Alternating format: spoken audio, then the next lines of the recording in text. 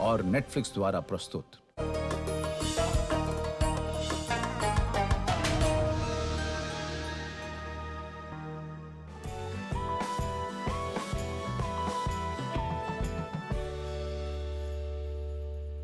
आदाब। Income, saving, investment और digital economy पर बेस्ड खास प्रोग्राम पैसा भूलता है लेकर हाजिर हूं मैं, सोनिया सिंह। हमारी आज की पेशकश में बात investment in share market, basics and trading की। शेयर बाजार में इन्वेस्टमेंट आपको कई बेनिफिट्स प्रोवाइड कर सकता है, जिसमें आपके इन्वेस्टमेंट पर आप अच्छे रिटर्न अर्न कर सकते हैं। वक्त के साथ आपकी वेल्थ में इजाफा होता है, आप अपने लॉन्ग टर्म गोल्स को हासिल कर सकते हैं, अपने पोर्टफोलियो को डाइवर्सिफाई कर सकते हैं और अपने जोखिम को भी कम कर सकते हैं। लेकिन इन सब के लिए आपको पहले शेयर बाजार में इन्वेस्टमेंट की नॉलेज ज़रूर होनी चाहिए। तो आज के दौर में शेयर बाजार में इन्वेस्टमेंट करना कितना फ़ायदेमंद है, इसके बेसिक्स क्या हैं और क्या है शेयर बाजार में ट्रेडिंग का सही तरीका, इसी को डिटेल में जानने के लिए हमने अपने स्टूडियो में इनवाइट किया है दो खास मेहमानों को। जाने माने इन्वेस्टमेंट एक्सपर्ट डॉक्टर शरद कोहली हैं हमारे साथ, और साथ ही हैं मजे हुए फाइनेंशियल प्लानर प्रकाश चंद्रा। दोनों का हम वेलकम करते हैं। शरद, ये मोबाइल फ़ोन, ये स्मार्टफोन अमूमन आजकल हर किसी के पास होता है। कुछ लोग इसका इस्तेमाल करते हैं एंटरटेनमेंट के लिए और कुछ लोग करते हैं पैसा कमाने के लिए। ट्रेडिंग मोबाइल फ़ोन के ज़रिए करना किस तरह से ट्रेडर्स में इजाफा कर रहा है? जैसे साल दर साल, महीने दर महीने हमारे डीमैट अकाउंट्स बढ़ते जा रहे हैं, नए ओपन हो रहे हैं, और कौन कौन हैं जो ट्रेडिंग कर सकते हैं, पैसा कमा सकते हैं? आदाब। पहले तो सोनिया और सभी डीडी उर्दू के जो मुरीद हैं उनको भी मेरा आदाब। बहुत अच्छा सवाल सोनिया आपने पूछा, और अगर आपने जो बात कही उसमें मैं नंबर्स डालना चाहूँ तो 12 से 13 करोड़ इस समय इस वक्त डीमैट अकाउंट खुल चुके हैं।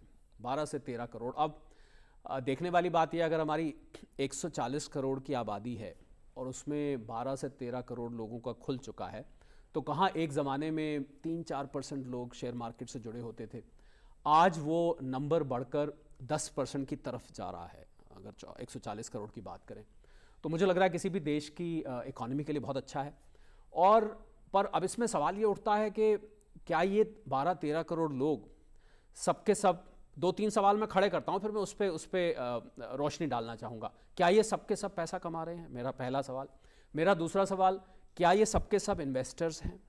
मेरा तीसरा सवाल, क्या ये सबके सब ट्रेडर्स हैं? मेरा चौथा सवाल कि क्या ये सबके सब एक्टिवली शेयर मार्केट में पार्टिसिपेट करते भी हैं, या ये खाली अकाउंट खोलकर और सालों से इन्होंने उसकी तरफ देखा नहीं है? तो इन चारों सवालों का जवाब है कि इन सबको मिला के ये 12-13 करोड़ बनते हैं। मतलब तो 12-13 करोड़ लोग जो, और हम तो आज इस प्रोग्राम के ज़रिए हम जो लोग शेयर मार्केट से नहीं जुड़े हुए, आपने जो शुरू में बात बोली कि इससे आप अपने लॉन्ग टर्म गोल्स अचीव करना चाहते हैं, हम तो कहेंगे कि जो डीडी उर्दू के मुरीद हैं वो आएँ और आकर शेयर मार्केट का स्वाद चखें और इस बातचीत का फ़ायदा उठाएं। आज जो यहाँ जानकारी दी जाएगी, तो अगर आपने जो सवाल पूछा, अगर मैं वापस उस पर जाऊं तो उसमें यह है कि आप शेयर मार्केट में, जैसे कि मैंने कहा, 3-4 तरीके के लोग हैं। कुछ लोग हैं जो शेयर्स खरीदते हैं, उसके बाद रख के भूल जाते हैं। एक तो मेरे पास अभी केस काफ़ी चर्चा में भी था, सुनने में आया था, किसी ने 1995 में एक इन्फोसिस का शेयर लिया था बहुत सस्ते उस पर, और वो रख के कहीं भूल गए, उनको पता ही नहीं चला। उसके बाद फिर डीमैट की सिस्टम आया बहुत बाद में, उनके पास तो वो हार्ड कॉपी पड़ी हुई थी शेयर्स की, और पता लगा वो तो कई करोड़ के मालिक बन चुके हैं। तो कुछ लोग भूल चुके हैं। कुछ लोग क्या करते हैं, उसको लेते हैं 2-4 साल के लिए लेते हैं, कुछ लोग 5-10 साल के लिए लेते हैं, कुछ लोग 5-6 महीने के लिए लेते हैं, कुछ लोग 1 महीने के लिए लेते हैं, और कुछ लोग तो मिनटों के लिए भी लेते हैं। लेने वाले तो हर तरीके के हैं। तो ये एक ऐसा बाजार है जो हर तरीके के इन्वेस्टर को अपनी तरफ खींचता है। तो इसमें पहली बात तो मैं ये बिल्कुल अपने सारे दर्शकों को ये स्पष्ट करना चाहता था कि आप किसी भी तरह के निवेशक हैं, इन्वेस्टर हैं, आप बहुत थोड़े टाइम के लिए पैसा लगाना चाहते हैं, थोड़े से कुछ ज़्यादा लगाना चाहते हैं, कुछ और ज़्यादा लगाना चाहते हैं, आप किसी भी तरीके के, ये एक ऐसी सिर्फ और सिर्फ, ये मैं साथ में जोड़ना चाहूँगा, सिर्फ और सिर्फ यही एक ऐसी मार्केट है जो कि हर तरीके के इन्वेस्टर को न्योता देती है कि आप आइए, आपको इनवाइट करती है, आप आइए और यहाँ पर इन्वेस्ट करिए, पर साथ में एक वार्निंग भी आती है। वार्निंग ये है कि इसकी पूरी नॉलेज और इसकी पूरी जानकारी, इसके बारे में पूरी की पूरी आप एक रिसर्च करके आएँ, इसको पढ़ कर आएँ, इसको देख कर आएँ, इसको समझ कर आएँ। और जब तक आपको ये समझ नहीं आती, मैं शुरू में ही कहना चाहूँगा, आपकी इजाज़त लेके ये शुरू में कहना चाहूँगा, जब तक आपको इसकी पूरी समझ, क्योंकि मैंने देखा है सोनिया, होता क्या है कि शेयर मार्केट का जैसे सुनते हैं, भाई आप दोस्त कोई मिला, उसने कहा मैं शेयर मार्केट में, यार मैंने तो इतना पैसा कमाया, तुम भी आ जाओ। तो हमने देखा है कि लोग कहाँ सुनी में आकर ज़्यादा इसकी तरफ खिंचाते हैं। पर यही अगर आप पढ़ लिख कर, समझ कर, उस पर रिसर्च कर कर आएँ, और मैं तो सलाह अपने जो मुझे लोग मिलते हैं उसको मैं ये सलाह देता हूँ कि आप पहले पेपर ट्रेडिंग करिए, मतलब आप अपना पैसा मत लगाइए। आप मान लीजिए कि मैंने आज अपनी तरफ से एक कागज़ पे लिख लीजिए, मैंने आज, अब लिखने में क्या 10,000 छोड़ 1 लाख लिख लीजिए, जब इमेजिन ही करना है तो 1 करोड़ लगाया आज, उसको लिख लीजिए, फिर देखिए कि अगले दिन वो पैसा आपने जहां लगाया अगले दिन वो कितना हो गया, 1 महीने बाद कितना हो गया। और आप 2, 4, 6 महीने इस काम को करिए, उस लालच में मत आइए। आप देखिए कि आपने कितना, आपका जो पेपर मनी था वो 1 करोड़ या 10 लाख जो भी आपने लगाया, बढ़ा, घटा, नुकसान हुआ, क्या आपने गलतियां करी। तो मुझे लग रहा है ये सब चीजें जानने के बाद आपको ये पता लग जाएगा कि आपको थोड़े वक्त के लिए पैसा लगाना है, आपको ज्यादा वक्त के लिए पैसा लगाना है, आपको लंबे वक्त के लिए पैसा लगाना है। तो ये सब चीजें एक दफे जब समझ आ जाएं, मैं समझता हूं तब इसमें छलांग लगा देनी चाहिए। तो यानी कि वो लोग जो आकर्षित हो रहे हैं शेयर बाजार की तरफ, क्योंकि जिस तरह से लगातार बताया जा रहा है कि खूब पैसा कमाया जा रहा है, लेकिन असलियत कुछ और भी हो सकती है, उस सब पर चर्चा करेंगे। लेकिन प्रकाश ये बताएं कि अगर कोई हाउसवाइफ है या कोई स्टूडेंट है, आजकल तो ये है कि घर में खाली हैं तो आप ट्रेडिंग कर लीजिए, आप मेट्रो में जा रहे हैं तो आप ट्रेडिंग कर लिए। मेरे पास ऐसे एग्जाम्पल्स हैं, जो लोग खेती करते हैं वो लोग ट्रेडिंग कर रहे हैं। तो इसके लिए आपको कोई इंजीनियरिंग की डिग्री नहीं लेनी है, इसके लिए आपको कोई डॉक्टरी की पढ़ाई नहीं करनी है, शायद सामान्य ज्ञान, कॉमन सेंस आपको ज़्यादा चाहिए, और किस तरह से आप ग्राफ्स पढ़ सकते हैं या डेटा एनालाइज कर सकते हैं, शायद आपको वो जानकारी चाहिए। लेकिन मिनिमम रिक्वायरमेंट आपको क्या चाहिए? एक आपको फ़ोन चाहिए या लैपटॉप चाहिए, एक आपको डेटा का प्लान चाहिए, उसके अलावा कैसे आप ट्रेडिंग कर सकते हैं? क्या कोई ऐप्स होते हैं या आपको कोई ब्रोकर चाहिए? कैसे आप करेंगे? गोल्डी मीट मटन मसाले, जो आपके हाथ का मटन खाए जिंदगी भर आपका हो जाए। जहाँ जाए रिश्ते बनाए गोल्डी मसाले। देखिए सोनिया जी, आपका ये सवाल बहुत ही ज़रूरी सवाल था कि इसके लिए जैसा कि आपने बताया कि कोई स्टूडेंट हो, कोई फार्मर हो, स्टूडेंट हो, बिजनेसमैन हो, कोई एम्प्लॉय हो, कोई भी ट्रेड कर सकता है, किसी के लिए कोई रिस्ट्रिक्शंस नहीं है। और उसके लिए बहुत कुछ कोई एक रॉकेट साइंस नहीं कि बहुत हमें कुछ बड़ा सेटअप लेके चलना है। इसके लिए हम क्या कर सकते हैं कि जैसे आगे आपने शुरुआत में बताया कि एक मोबाइल फ़ोन है, मोबाइल फ़ोन बहुत है, जिसको बहुत ज़्यादा करना है वो एक लैपटॉप ले लें। बहुत सारे ऐसे प्रोफेशनल्स होते हैं जो जिनको लिए 2-3 स्क्रीन लगा के देते हैं, स्क्रीन ट्रेडर हो जाते हैं, बट उसके लिए कोई बहुत उसकी ज़रूरत नहीं है। एक मोबाइल फ़ोन बहुत ज़्यादा है ज़रूरत है, और मोबाइल फ़ोन में आपने ले लिया, उसके लिए कुछ एक डेटा प्लान्स थोड़ा अच्छा होना चाहिए आपके। उसके लिए आपको ट्रेडिंग स्टार्ट करने के लिए सबसे पहले तो आपको एक ब्रोकर की रिक्वायरमेंट होती है कि बिना ब्रोकर के, एज पर सेबी के रेगुलेशंस के हिसाब से, बिना डीमेट अकाउंट खोले आप ट्रेडिंग नहीं कर सकते हैं। तो सबसे पहले आपको डीमेट अकाउंट खोलना पड़ता है। अब डीमेट अकाउंट कहाँ खुलता है? डीमेट अकाउंट के लिए बहुत सारे ब्रोकर्स हैं, जैसे सपोज आपके बैंक्स भी डीमेट अकाउंट प्रोवाइड्स करती हैं, जैसे SBI सिक्योरिटीज़ हो गई, HDFC हो गई, ICICI डायरेक्ट हो गए, जीरोधा हो गए। तो बैंक एंड नॉन बैंक, यानी कि मोबाइल पे भी ऐप्स हैं बहुत सारे जो आप डाउनलोड कर सकते हैं और उसके बाद अपना डीमैट अकाउंट खोल सकते हैं। हाँ। और इसका कितना लंबा प्रोसेस है? ये 24 घंटे में हो जाता है। ये प्रोसेसिंग आपको इनिशिएट करने के लिए मुश्किल से 10 मिनट का काम होता है। ऑनलाइन आप अकाउंट ओपन कर सकते हैं और ये एक्टिवेशन 24 to 48 आवर्स में हो जाता है, जिससे आप अपना डीमैट अकाउंट और ट्रेडिंग स्टार्ट कर सकते हैं।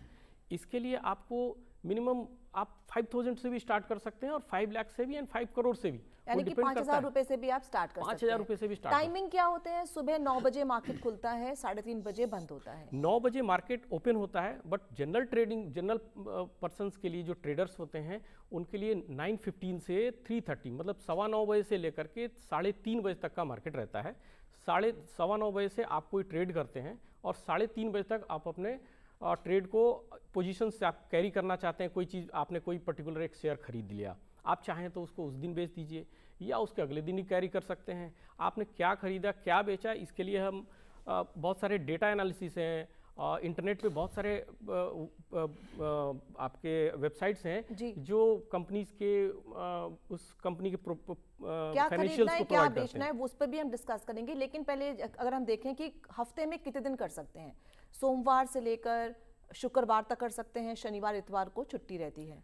देखिए मार्केट की जो टाइमिंग्स हैं वो जैसे बताया मैंने 9:15 बजे से लेकर 3:30 बजे तक होता है, और ये सोमवार से लेकर के शुक्रवार तक का होता है। शनिवार और रविवार की छुट्टी होती है, ये आपके नेशनल हॉलीडेज हो तो वो ऑफ की बात है। रेगुलर टाइमिंग्स हैं मंडे सोमवार से लेकर के शुक्रवार तक। और अगर कोई शाम को करना चाहे ट्रेडिंग, शाम को करना चाहे तो वो शाम को ट्रेडिंग नहीं कर सकते हैं, आप नेक्स्ट डे के लिए प्लान बना सकते हैं, कुछ commodities स्ट्रेटजी बना trade कर सकते सकते हैं। हैं। कमोडिटी में ये तो इक्विटी सेगमेंट की बात थी कि इक्विटी में आप ने ट्रेड किया वो 9:15 बजे से 3:30 बजे तक। अगर आपको कमोडिटी में करना है तो ये टाइमिंग्स रात के 11 साढ़े 11 बजे तक के चलते हैं, और उस समय तक आप कमोडिटी में ट्रेड कर सकते हैं, जैसे सोना हुआ, चांदी है, क्रूड ऑयल क्रूड ऑयल्स हैं, ये आपकी एग्री कमोडिटीज़ हैं जैसे कि दाल है, चना हो तिलहन गया, है। दाल हो गया, जीरा हो गया, ग्वार्स हो गए, तो ये सारे भी ट्रेड, आप कॉपर हो गए, तो ये सारा कुछ ट्रेड हो कर सकता है।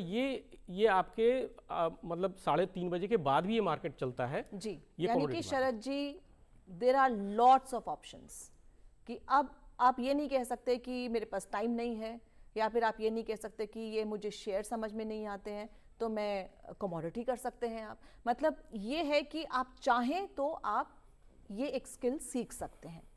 लेकिन क्या आपको लगता है कि ये एक राइट टाइम है? मार्केट्स ऑल टाइम हाई पर थे, अभी थोड़ा सा गिरना शुरू हुए हैं मार्केट्स, क्या ये सही टाइम है एंट्री का शेयर बाजार में?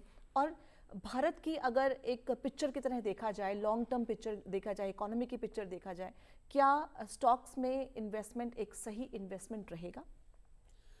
देखिए, पहले तो मैंने जो आपकी इजाज़त हो तो जो प्रकाश ने कहा उसमें मैं कुछ जोड़ना चाहूँगा, क्योंकि आपने एक ऐसा जिक्र छेड़ दिया कि ये बाज़ार कितने बजे खुलता है, कितने बजे बंद होता है। तो बहुत सारे दर्शक, सोनिया बिल्कुल ये सीरियस बात है कि बहुत सारे दर्शक सोचते हैं बाज़ार कहाँ पर है। हाँ, आप जब बाज़ार जाते हैं तो कोई मॉल है या कोई बाज़ार है, लाइन से दुकानें लगी हुई हैं। ये एक ऐसा बाज़ार है, इस बाजार की पिक्चर आपके पीछे है। बिल्कुल, ये एक ऐसा बाज़ार है जो कि वर्चुअल वर्ल्ड में है। इस बाज़ार को आप छू नहीं सकते, इस बाज़ार को आप स्क्रीन पर देख सकते हैं, पर ये बाज़ार ऐसा नहीं कि आप इसे, मुझे याद है एक ज़माने में जब बॉम्बे स्टॉक एक्सचेंज होता था, दिल्ली स्टॉक एक्सचेंज होता था, तो वहाँ जाके मैंने तो वो ज़माना भी देखा है सोनिया, जब हाथ से ट्रेडिंग करी जाती थी, बाकायदा अंदर जाके बाकायदा हाथ उठा के ट्रेडिंग होती थी। मैंने खुद की भी हुई है, पर अब ये सारा कुछ वर्चुअल हो चुका है। तो ये बाज़ार ऐसा है जो कि कोविड आया, आपको मैं बताऊं कि जब कोविड आया तो यही बाजार ऐसा था जो लॉकडाउन में खुला हुआ था, क्योंकि इस बाजार पे तो लॉकडाउन लगता नहीं, आप हैं और आपका स्क्रीन है, या तो आपका मोबाइल स्क्रीन है, या आपका लैपटॉप है, या आपका टैबलेट है। अब आपने जो दूसरी बात करी कि क्या ये सही वक्त है इस समय इन्वेस्टर्स को घुसने का, तो देखिए, जहां तक हम भारत की बात करें, हम हिंदुस्तान की बात करें, तो मुझे लगता है कि हिंदुस्तान की जो इकॉनमी है वो इस समय बाकी की दुनिया की इकॉनमी से बहुत अच्छा कर रही है, और इसको हम अंग्रेज़ी में एक शब्द इस्तेमाल करते हैं, रोबस्ट, बहुत रोबस्ट है। और ये इकॉनमी आपने देखा कि क्योंकि यहाँ पर बाज़ार जब खुलता है सुबह, तो मैं लोगों को बताना चाहूँगा कि अमेरिका की जो मार्केट्स होती हैं वो दुनिया की सबसे बड़ी मार्केट कहलाती है। 3 मेन वहाँ पर इंडाइसेस होते हैं, मैं उनका नाम ले लेता हूँ क्योंकि उनका जिक्र बार बार जो लोग शेयर मार्केट से ताल्लुक़ रखते हैं उनका बार बार आता है। S&P है, एक डाउ जोन्स है, एक नैस्डैक है। तो ये 3 वहाँ की मेन इंडाइसेस हैं, बाकी इसके अलावा और भी इंडाइसेस हैं। ये 3 इंडाइसेस, तो एक हम वहाँ पर शेयर मार्केट में टर्म यूज़ करते हैं जिसको हम कहते हैं क्यूज़। तो क्या होता है, क्योंकि हमारे और उनमें दिन रात का फ़र्क है, टाइम डिफरेंस है, तो जब वो उनकी शाम हो जाती है तो हमारे यहाँ पर सुबह होने लगती है, तो उसके बंद होने से हम क्यूज़ लेके खोलते हैं। और कुछ और शेयर मार्केट्स के मैं नाम लेना चाहूँगा क्योंकि हम आज शेयर मार्केट पर बात कर रहे हैं। लंदन स्टॉक एक्सचेंज का फुटसी है, कोरिया का कॉस्पी है, और हांगकांग का स्टॉक मार्केट है, जापान का निकेई है। तो ये सारे ऐसे, जर्मनी का कैक है, डैक्स है, जर्मनी फ्रांस का। तो ये जो मार्केट्स हैं ये मेन मार्केट्स हैं दुनिया के, पर ज़्यादातर हम अमेरिकन मार्केट्स को देखकर ऐसा माना जाता है, एक कहावत होती है शेयर मार्केट में कि अमेरिका को छींक आती है, ज़ुकाम दुनिया को लग जाता है। और कुछ हद तक ये सही भी है, क्योंकि अगर अमेरिकन मार्केट्स रात को बहुत अजीब बिहेव किया हो तो हम देखते हैं उस दिन हमारी मार्केट भी, पर काफ़ी हद तक फिर भी हमारी मार्केट अब बहुत स्ट्रांग होती जा रही है। और एक और आपने जो सवाल पूछा उससे मुझे एक कहावत याद आती है, हम लोग शेयर मार्केट में बोलते हैं कि जो ट्रेडर होते हैं उनके लिए देयर इज नो अपसाइड और डाउन साइड, मतलब उनके लिए कोई ऊपर मार्केट नहीं जाती, कोई नीचे नहीं जाती, उनके लिए एक ही साइड होती है, राइट साइड। उनके लिए उनको तो बस मार्केट चलना चाहिए। ये तो हुई ट्रेडिंग की बात। अब क्योंकि हम सीधा, देखिए दर्शकों को हम सीधा तो नहीं कह सकते कि आप आके ट्रेडिंग शुरू कर दीजिए, आप डेरिवेटिव्स में आ जाइए। तो जो इन्वेस्टर है, जो लॉन्ग टर्म के लिए निवेश कर रहा है, उसके लिए सोनिया ये सब चीज़ें देखनी बहुत ज़रूरी है कि हमारी इकोनॉमी कैसी है, इसके प्रोस्पेक्ट कैसे हैं, कौन से ऐसे सेक्टर्स हैं जो ग्रो करेंगे, और क्या हमारी इकोनॉमी बाकी की दुनिया के मुकाबले इस समय अच्छी है, क्या दुनिया में होती हुई कोई ऐसी हरकत हमारी इकोनॉमी को इम्पैक्ट करेगी। तो इन सबको हम, इसको स्टडी को हम बोलते हैं सोनिया फंडामेंटल एनालिसिस, कि वो कंपनी कैसा परफॉर्म कर रही है, वो सेक्टर कैसा परफॉर्म कर रहा है, उसके आगे प्रॉस्पेक्ट्स कैसे हैं। जो शुरुआत कर रहे हैं इस जर्नी की, इन्वेस्टमेंट करना चाहते हैं, उनके लिए लार्ज कैप स्टॉक्स या मिड कैप या स्मॉल कैप, किस तरह से आइडेंटिफाई करें कि किस में लगाया जाए? क्योंकि लार्ज कैप थोड़े महंगे होंगे लेकिन सेफ होंगे। मिड वाले जो हैं, अभी अगर हम देखें मिड कैप इंडेक्स बहुत बढ़िया कर रहा है, लेकिन स्मॉल कैप थोड़े से कई बार रिस्की भी हो जाते हैं। तो क्या, कैसे आइडेंटिफाई करें? देखिए, जैसा कि शरद जी ने बताया कि वैल्यूएशंस बहुत मायने रखते हैं। वैल्यूएशंस का मतलब ये नहीं है, जैसा कि इन्होंने बताया कि वैल्यूएशन का मतलब ये नहीं कि शेयर के प्राइस महंगे हैं, और आपने ये बताया कि लार्ज कैप्स का मतलब ये नहीं कि उसकी प्राइस, शेयर का प्राइस बहुत ज़्यादा हो। शेयर का प्राइस ये डिसाइड नहीं करता है कि लार्ज कैप है या स्मॉल कैप है, वो वैल्यूएशंस डिसाइड करते हैं। तो नए बिगिनर्स के लिए अगर इक्विटी सेगमेंट में अगर उनको इन्वेस्टमेंट करना है या शेयर ट्रेड करना है, तो उनको मेरे हिसाब से लार्ज कैप से स्टार्ट करना चाहिए। कि लार्ज कैप में थोड़ा मिड कैप और स्मॉल कैप के मुकाबले इसमें रिस्क कम रहता है, और इसमें वो लॉन्ग टर्म ही अगर स्टे करते हैं तो उनको, मतलब ऐसा नहीं है कि उन्होंने बड़ी कंपनीज़ हैं, लार्ज कैप का मतलब जिनका मार्केट कैपिटल 20,000 करोड़ से ऊपर का है, और इसमें बड़ी कंपनी है तो इनके लॉसेज के चांसेस कम होते हैं। थोड़ा सा अगर मार्केट में उनका इन्वेस्टमेंट का वैल्यू अगर थोड़ा सा डाउन हो गया, वो स्टे कर सकते हैं, तो उनको आगे जा करके प्रॉफिट होने के चांसेज हैं। बट अकॉर्डिंगली मिड कैप और स्मॉल कैप में देखा जाए तो मिड कैप में थोड़ा सा रिस्कियर है। तो उसके लिए क्या होता है, टाइम होराइजन आपको थोड़ा सा ज़्यादा लेके चलना पड़ता है। तो टाइम होराइजन आपका अगर ज़्यादा है, आपकी रिस्क एपेटाइट थोड़ी सी और ज़्यादा है, तो आप मिड कैप, और ज़्यादा रिस्क एपेटाइट है और ज़्यादा रिटर्न, हाई रिस्क, जैसे कि एक फंडा होता है कि high risk high return, low risk low return, और ऐसा कह सकते हैं नो रिस्क नो रिटर्न। तो जब तक आप शेयर मार्केट में आएंगे नहीं, अपने रिस्क को पहचानेंगे नहीं, तो उसके हिसाब से आप उसमें इन्वेस्टमेंट करके पैसा नहीं बना सकते हैं।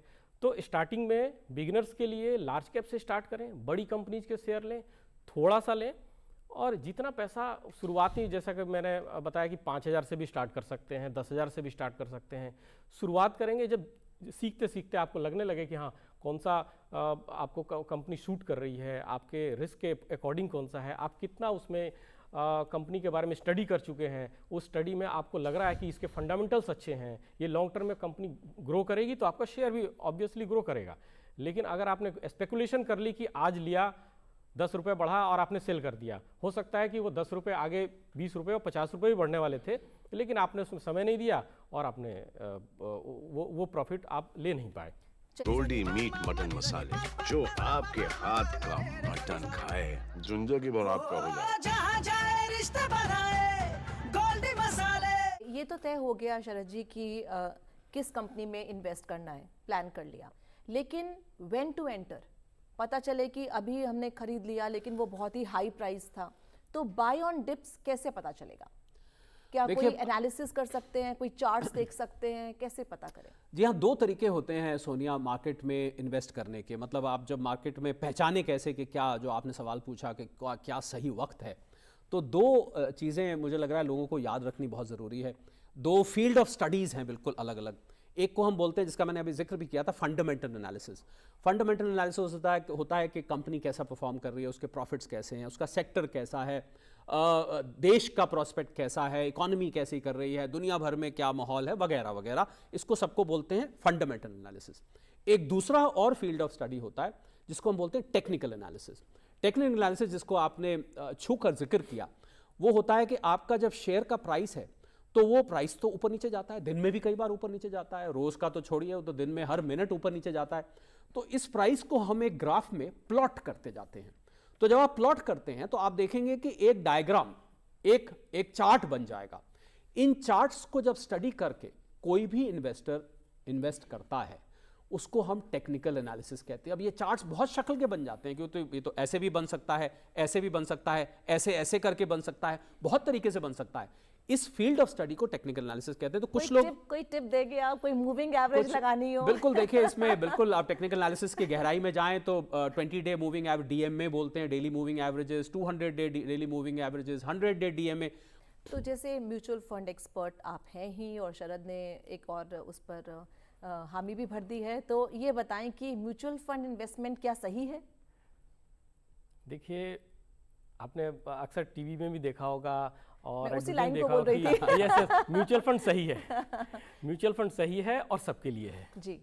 तो म्यूचुअल फंड में इन्वेस्टमेंट के लिए जैसे कि जो लोग शेयर मार्केट में थोड़ा सा उनका रिस्क कम है या घबराते हैं, उनको सोचते हैं कि कैसे शेयर मार्केट में इन्वेस्ट करें, क्या मेरे लिए ठीक होगा, कहीं पैसा मेरा तो अगर डर ज़्यादा है लेकिन शेयर मार्केट में जाना भी चाहते हैं, तो म्यूचुअल फंड का ये एक रास्ता है कि म्यूचुअल फंड के थ्रू भी आप शेयर मार्केट में इन्वेस्टमेंट कर सकते हैं। और इससे आपकी डायरेक्ट शेयर खरीदने से और म्यूचुअल फंड के तरह से के तरफ से अगर आप शेयर खरीदते हैं तो आपको इसमें थोड़ा सा रिस्क आपका कम हो जाता है और लॉन्ग टर्म में आप इसे बहुत अच्छा पैसा बना सकते हैं। इसमें आप इसे अच्छे एक अपना गोल डिसाइड कर सकते हैं, उस गोल्स के हिसाब से आप अपना इन्वेस्टमेंट को लमसम के मोड में भी डाल सकते हैं, और जैसे सर ने बताया कि एसआईपी मोड में कर सकते हैं, systematic investment plan, month on month, monthly, quarterly, आपको जैसा सूटेबल हो रहा है। जनरली ऐसा होता है कि एसआईपी मंथली ही ज़्यादा फेमस है, क्योंकि मंथली